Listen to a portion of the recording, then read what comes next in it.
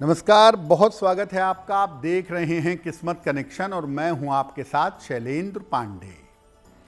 आज हम बात करेंगे नव दुर्गा के 7वें स्वरूप के बारे में, जिनका नाम है माता कालरात्रि।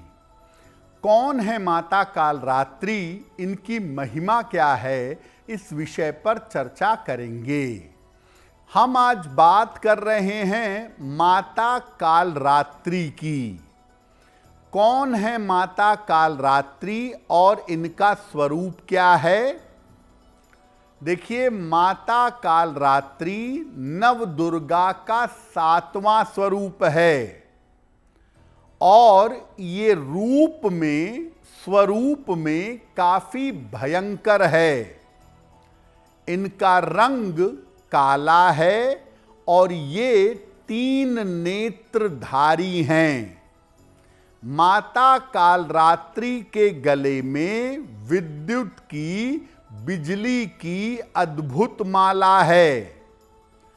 इनके हाथों में खड्ग और कांटा है और माता कालरात्रि का वाहन है गधा। तो अपने रूप और स्वरूप से तो ये भयंकर दिखाई देती हैं, इनके रूप को देखकर भय लगता है, लेकिन ये भक्तों का हमेशा कल्याण करती हैं। इसीलिए इनको शुभंकरी भी कहा जाता है। जो हमेशा अपने भक्तों का शुभ करें, ऐसी शुभंकरी देवी इनको मानते हैं। देखिए, माता दुर्गा के हर स्वरूप से अलग अलग तरह के वरदान मिलते हैं और हर स्वरूप के उपासना करने के अलग अलग लाभ हैं। तो माता कालरात्रि की उपासना से क्या लाभ हैं? अगर आपके शत्रु हैं बहुत ज़्यादा या आपके बहुत ज़्यादा विरोधी हैं, तो इनको नियंत्रित करने के लिए माता कालरात्रि की उपासना अत्यंत शुभ होती है, अत्यंत मंगलकारी होती है। माता कालरात्रि की उपासना से भय दूर होता है, दुर्घटना से बचाव होता है और रोगों का नाश होता है। बहुत सारे लोग ये शिकायत करते हैं कि मेरे ऊपर तंत्र कर दिया, मंत्र कर दिया। माता कालरात्रि की उपासना से नकारात्मक ऊर्जा का, यानी तंत्र मंत्र का असर नहीं होता, और अगर होता है तो वो असर समाप्त हो जाता है। ज्योतिष में शनि नामक ग्रह को नियंत्रित करने के लिए माता कालरात्रि की पूजा करनी चाहिए।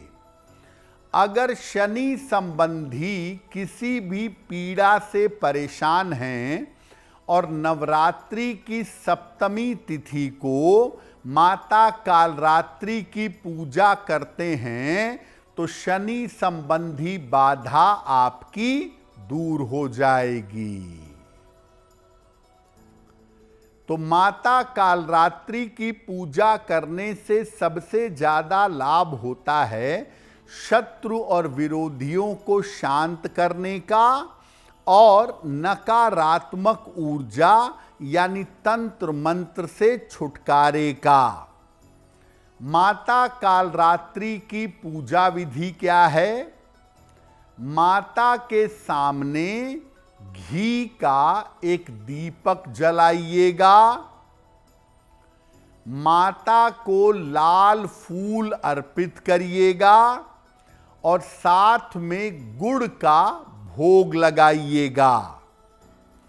माता के मंत्रों का जप करें, जैसे नवारण मंत्र, ऐं ह्रीं क्लीं चामुंडाय विच्चे, ओम दुंग दुर्गाय नमः, ओम कालरात्रि दैव्ये नमः, किसी मंत्र का जप करें या दुर्गा सप्तशती के पहले या छठवें अध्याय का पाठ करें। इसके बाद माता से मनोकामना पूर्ण करने की प्रार्थना करें। लगाए गए गुड़ का आधा भाग परिवार में बांट दें और बाकी आधा गुड़ किसी ब्राह्मण को दान कर दें। जब भी आप माता कालरात्रि की पूजा करेंगे, काले रंग के वस्त्र धारण करके माता कालरात्रि की पूजा न करें और किसी को नुकसान पहुंचाने के उद्देश्य से भी माता कालरात्रि की पूजा न करें। अगर आप किसी को नुकसान पहुंचाने के उद्देश्य से पूजा करेंगे तो पूजा निष्फल होगी और आपको स्वयं में ही उसका नुकसान होगा। तो आपको आरंभ में ही बताया कि अगर आपके शत्रु ज़्यादा हैं, आपके विरोधी ज़्यादा हैं और आप नवरात्रि की सप्तमी तिथि को माता कालरात्रि की पूजा करते हैं तो आपके शत्रु और विरोधी शांत होंगे। क्या उपाय किया जाए? सफेद या लाल वस्त्र धारण करके रात के समय में माता कालरात्रि की पूजा करिएगा। माता के सामने दीपक जलाइएगा और उनको गुड़ का भोग लगाइएगा। इसके बाद 108 बार नवार्ण मंत्र पढ़ते जाइएगा और एक एक लौंग चढ़ाते जाइएगा। मंत्र क्या है? ओम ऐं ह्रीं क्लीं चामुंडाय विच्चे, एक लौंग चढ़ाया। ओम ऐं ह्रीं क्लीं चामुंडाय विच्चे, दूसरा लौंग चढ़ाया। इस तरह से 108 लौंग चढ़ाइए। माता से प्रार्थना करिए कि शत्रु और विरोधी शांत हों। इसके बाद उन 108 लौंग को इकट्ठा करके अग्नि में डाल दीजिएगा। अगर आप ये प्रयोग नवरात्रि की सप्तमी तिथि की रात को करें या सप्ताह में किसी भी शनिवार की रात को करें तो आपके शत्रु और विरोधी शांत होंगे।